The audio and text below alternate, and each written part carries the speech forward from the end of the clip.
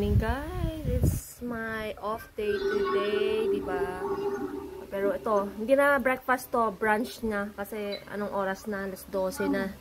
So noodles, pancake with syrup, coffee, and my king is right there. Oh, diba? We are always here 24/7. That's it guys.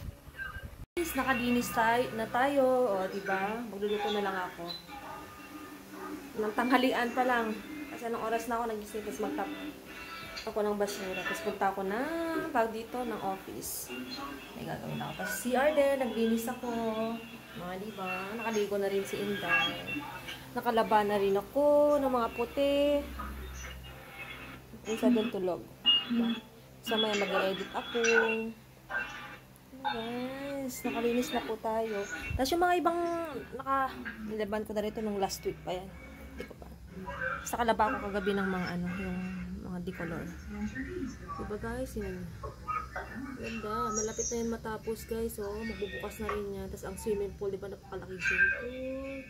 Entertainment areas. May gym sa baba. O diba, ang ganda. Pag natapos yan, super ganda yan. Diba? Medyo makulimlim guys, baka uulan siguro. Tayo mga workers. Let's go, bababa tayo guys. Kasi tayo magtapo ng basura. Pati naman yung suot ko. Naka-leggings lang ako. Ayan. Naka-leggings. Tapos naka-ano lang tayo.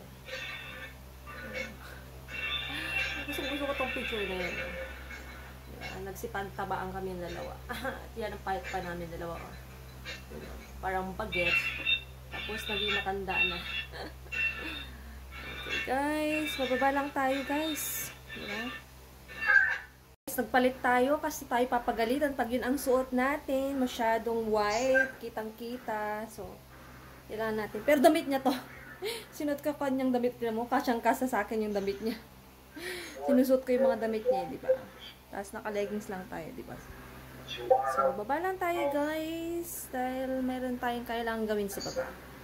Let's go! Isama ko kayo, guys, para makita nyo sa baba. Lang natin siya sandali. Tulog naman siya. Kasi magtapot tayo ng classmate. Tapos may puntan tayo sa office.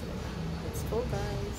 Nagluluto ako ng bagong recipe ng chicken.